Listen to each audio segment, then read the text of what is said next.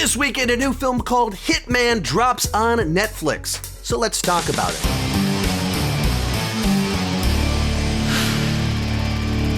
Now for me, this was one of my most anticipated films of the year because it played a whole bunch of film festivals last year and got absolutely glowing reviews. So much so that Netflix ended up acquiring the film. So the movie is launching on Netflix, but it's not really a Netflix film. Netflix movies have a bad reputation for being lower quality. That's not exactly what this is. This film was produced independently, and Netflix acquired it for distribution. But as for the reason I was excited for it, as I've said many times before, Glen Powell is my close personal friend whom I've never met.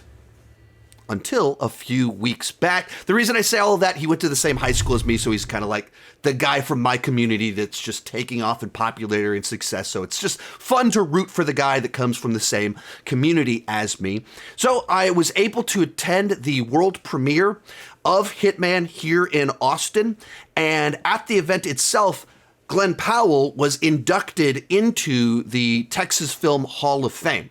So Robert Rodriguez came out and, handed him his plaque thing, and he came out and gave a speech, and essentially his whole speech was about attending the same high school that I attended and thanking his coaches and guidance counselors, his teachers for supporting him when he was trying to launch his career early on.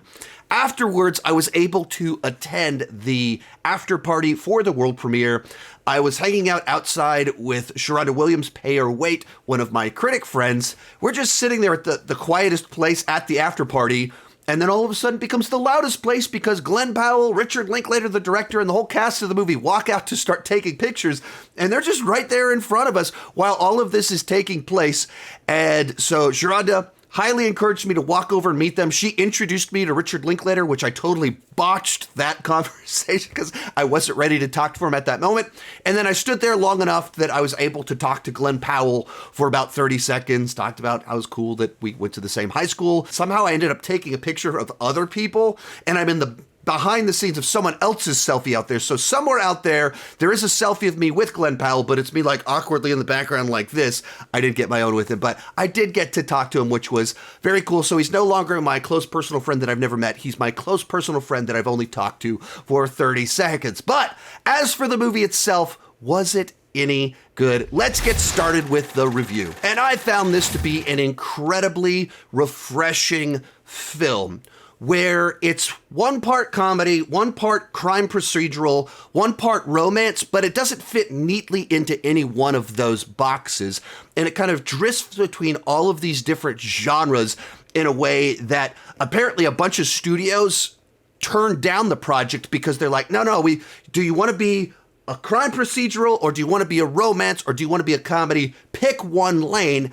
And to the creators of the film, to Richard Linklater and Glen Powell, who wrote it, Glen Powell was one of the writers on the film, the whole appeal of the project is that it doesn't neatly fit into one box. It's trying to do a lot of things and trying to be very entertaining in that process. Other thing about the project that's interesting, it's based on a real life guy. Basic premise of it is that there's this guy, Gary Johnson, who basically would go undercover and pretend to be a hitman for people that were trying to hire a hitman. And he would create these different identities of the fantasy that person wanted. And he was a college professor, and he just got this very strange side gig as an undercover fake hitman. And so they take that and they kind of play it out and expand little anecdotes from his life and then, make a bunch of stuff up. But it's just based on this fascinating article that was written 20 years ago in Texas Monthly, this famous Texas magazine. And because of that, it just feels very grounded and real, while some pretty wild and crazy stuff is taking place. Now, some of that is the made up stuff, and some of it is the basic thing that happened in real life. Of course, with this, you have to talk about Glen Powell, the leading man. And for the project to work, you have to be able to buy him as the nerdy college professor guy that he is in his day job, but then you have to buy that guy can play out or give out all these performances as all these other people and watch him transition back into the nerdy guy. And then the other thing you have to buy into is that he can transform into this other personality that he tries to change into in the film as Ron.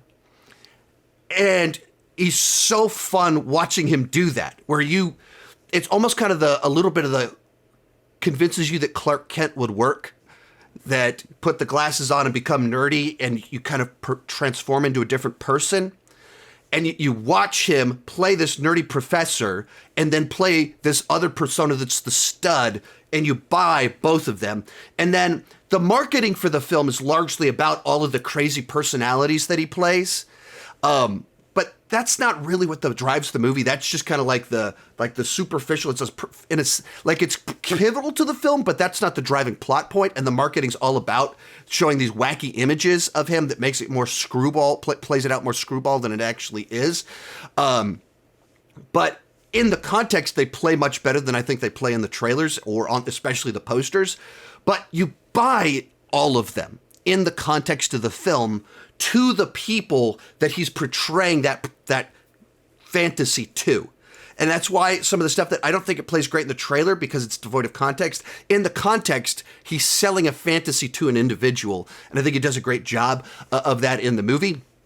Other thing you have to talk about is kind of the romance side to it, where you buy into the fact that these two people slowly are drawn towards each other in this very bizarre context of two people meeting each other, where there's all sorts of brokenness, darkness, and reasons that this should not work, but you just buy into them so much that you're invested in this wild, crazy romance that's kind of happening between the two of them. As a comedy, it has the bits, like I mentioned, that are a little bit more screwball and broad comedy with the costumes, but most of the comedy plays out from kind of more subtle kind of things taking place, of the absurdity of the situations and people commenting on them. For example, like the main guy, Gary, is this nerdy guy that is able to play these much cooler characters than himself.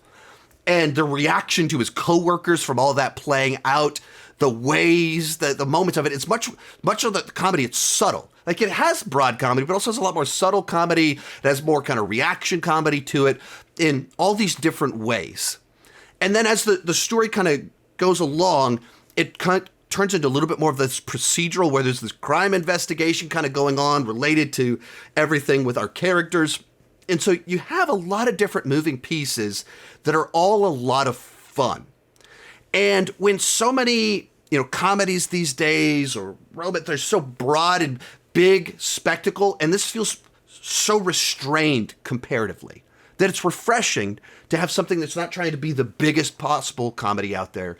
It's intentionally this smaller thing. It just occurred to me that I have these in my ears. Right before I shot this, I did a news segment, and so I had those in so that I could hear for the news that I was on and forgot to take them out. Whoops! So anyway, but I just think it does a really good job of blending multiple genres, having this great performance, this lead performance from Glen Powell, and just delivering what you want from several different genres, but not feeling like anything else in particular. It's not the biggest film of the year. It's not the fanciest film of the year. It's just a low-key crowd pleaser that works on a lot of different levels. So if you're looking for something a little bit different that has some romance to it, it's steamy. There's sex scenes, but they're not trashy. They're not graphic, but they're also definitely in the steamy category. There's laughs, even some screwball laughs, but not just being screwball laughs. All of it kind of works. So if you want something a little bit different, check out Hitman on Netflix this weekend. And if you're able to see it in the theater, I was able to go see it last night at a theater with my wife. Even better to support it on the big screen, but I had a really good time with this one. And it's the movie that made it so I could meet finally meet my close personal friend, Glen Powell.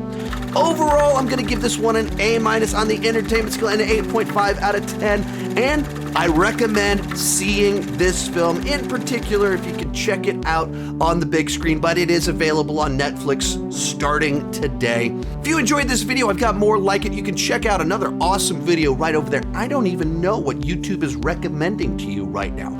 Thank you so much for watching, and keep talking movies and TV too much. Bye-bye.